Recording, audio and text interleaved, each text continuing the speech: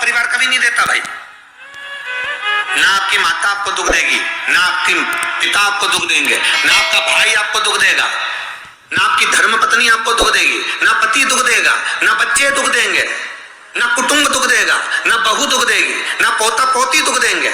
आप में से कितने लोग हैं जो टीवी पर कथा सुन रहे हैं और उनका परिवार उनको दुख दे रहा है? कितने लोग हैं ऐसे?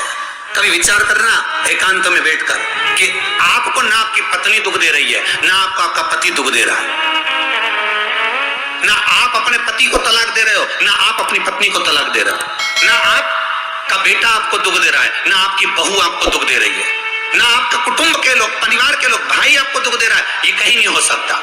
भाई भी आपको दुख नहीं दे रहा, ना आपके परिवार वाले, ना नातेदार, ना रिश्तेदार, ना मित्र, ना सखा, ना दोस्त, कोई आपको दुख नहीं देता।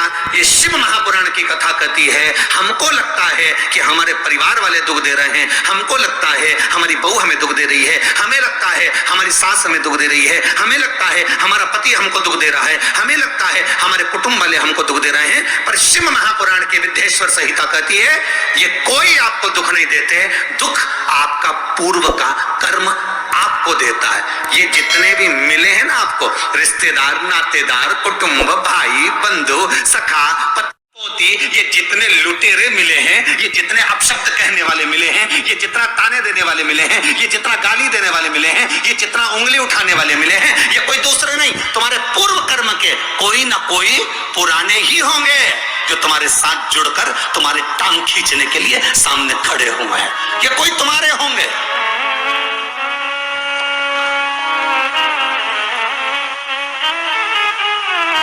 तो ये सब दिमाग से निकाल दीजिए आप, आपके ये चित्तवृत्ति बुद्धि से ये बात सब निकाल दो। जितने लोग कथा सुन रहे हैं अपनी बुद्धि से निकाल देना कि मेरी बहू मुझे गाली दे रही है। हाँ, तूने किसी गाय को रोटी नहीं दी और दी भी होगी, दूसरी बार गाय आ गई होगी तो डंडा मार के भगा दिया, वही बहू आई है, वाणी के डंडे कुदा रही है।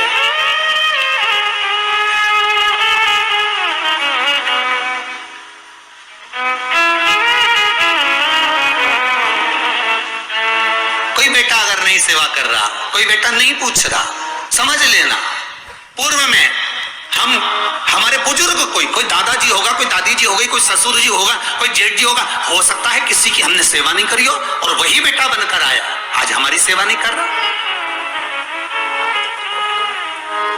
मत बुरे कर्म कर बंदे वरना पछताएगा, भगवान की आंखों से तो बच नहीं पाएगा, तो बच नहीं पाएगा।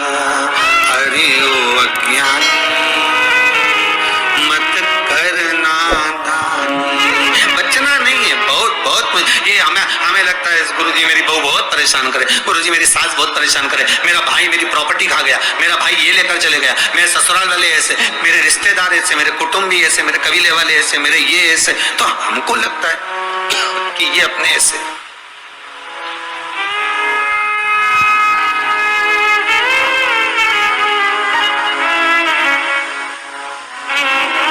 हमको लग रहा है कि ये हमारे हिस्से हैं, हमारे को लूट रहे हैं, हमको ऐसा परेशान कर रहे हैं, हमको ऐसा कर रहे हैं, पर नहीं था।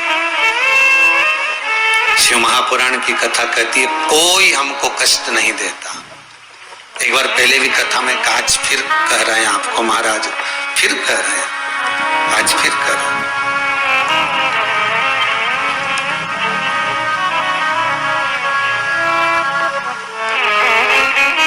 आपको फिर निवेदन कर रहा है, बीमार हुए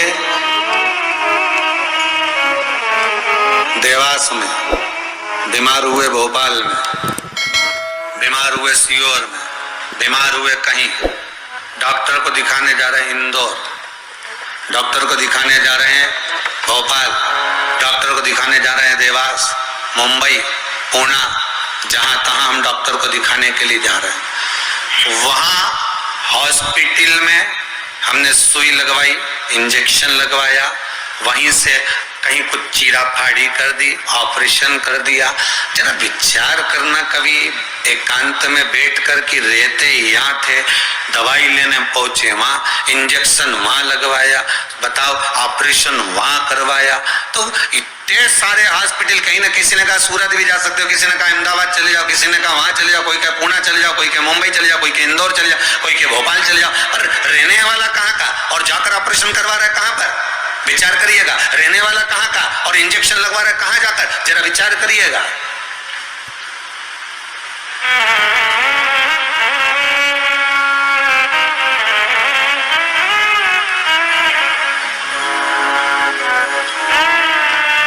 और कितने डॉक्टर, ऑपरेशन करने वाला कोई विशेष,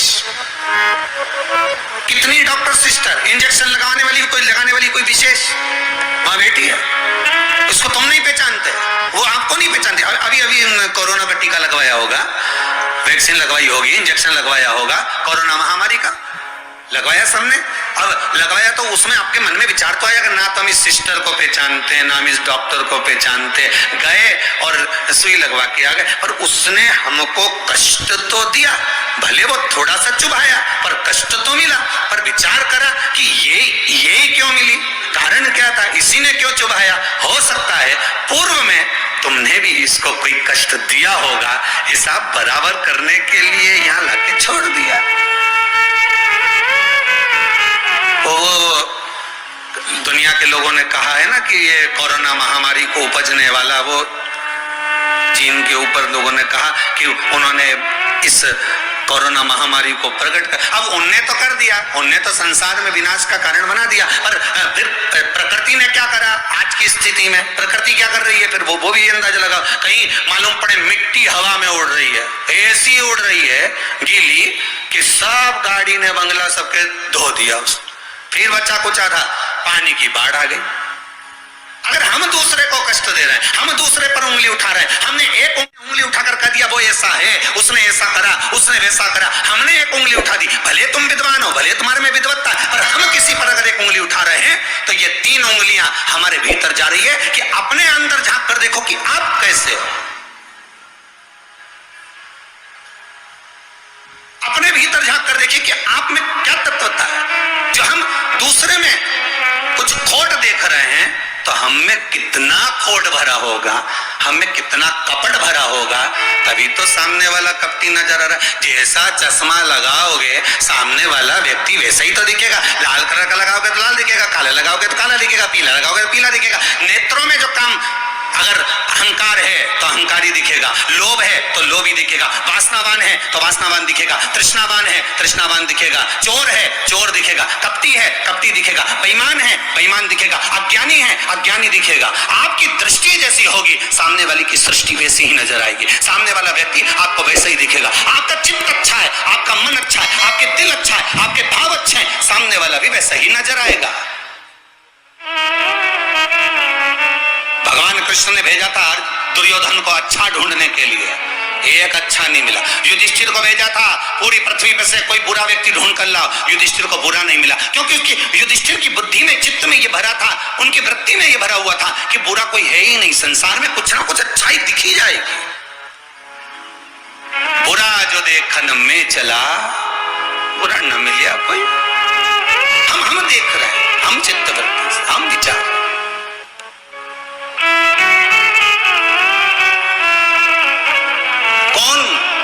ना बहू बुरी है, फिर निवेदन करूंगा, ना सास बुरी है, ना बेटा बुरा, ना बहू बुरी, ना ही ये पूरा संसार बुरा, सब अच्छे हैं।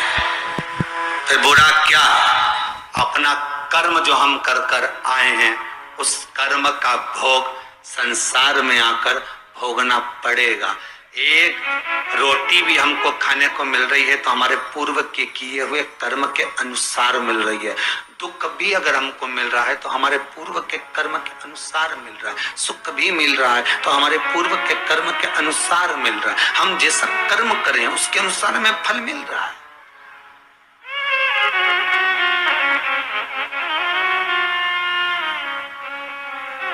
इसलिए बारंबार कहा था कि मान मेरा कहना नहीं तो पछताएगा, माटी का खिलौना माटी में मिल जाएगा, हेट बूट सूट सब यहीं रह जाएगा और माटी का खिलौना माटी में मिल जाएगा। ये हेड रह गया, ये बूट रह गया, ये सूट रह गया, सब पड़ा की पड़ा रह गया, सब धरा की धरा रह गया। इसका मूल तत्व क्या है? इसकी महत्वता क्या है?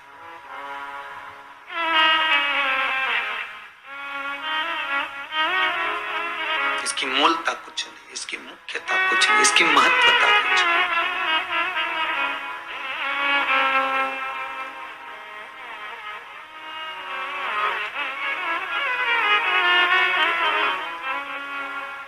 किले भोले का नाम, भगवान शिव का मंत्र, नाम स्मरण जप कीर्तन सुख दे।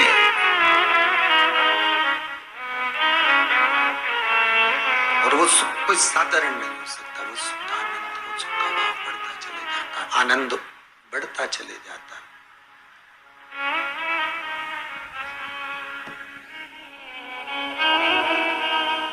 ले भोले का नाम काहे यूं भटके,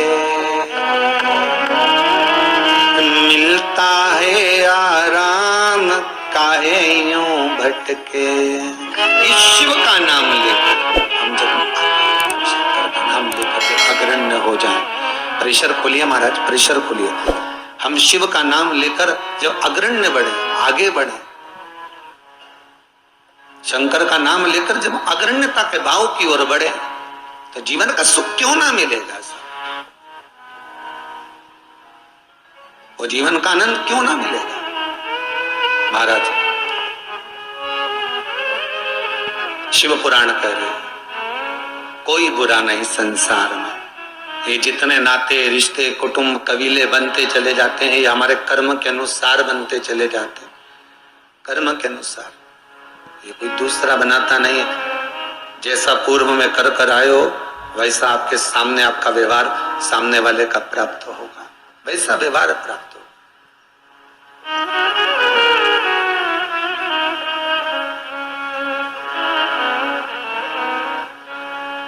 शिव पुराण कह रही है,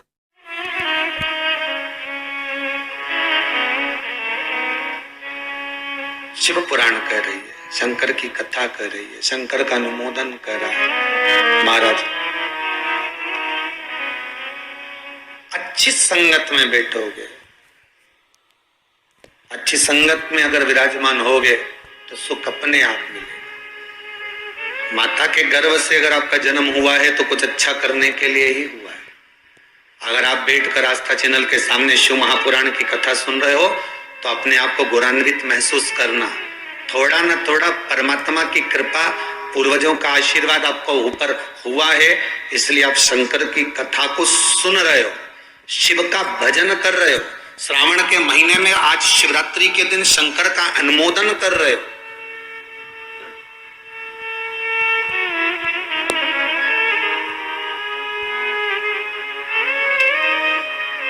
घर में 4 बहुएं होती हैं, 5 बहू होती है, 6 बहू होती है। सास 6 बहू को बोलती है कि जाओ पानी लेकर आओ, अरे बोलो जम के जरा, नहीं बोलती ना। सास किसी एक का नाम लेगी, ए बेटा, ए लाली, एक बहू का नाम लेगी और उसको पुकारेगी और पुकार कर कहेगी जरा मेरे लिए 1 गिलास पानी ला दे बेटा। बहू जाएगी, पानी ला कर देगी। अब सास ने वो 3 को क्यों नहीं बुलाया रे? अरे बोलो तो जम क्या, वो 3 से क्या सास की दुश्मनी थी? नहीं, वो भी रोज मिलती, वो भी रोज प्रणाम करती है, वो भी रोज नमन करती है, वो भी रोज ना रोज सास के पास जाकर बैठती है, वो भी सास उनको भी साड़ी देती है और सास उसको भी साड़ी देती है, सास उसको भी रकम देती है, उनको भी। पर एक को बुलाया आवाज लगाकर, ए बेटा, ए लाली, ए बहू, जरा इधर आ, और जिसका नाम लेकर बुलाया वो दौड़ कर आई और लाकर पानी दे दिया। पर सास इसी को क्यों बुलाती है?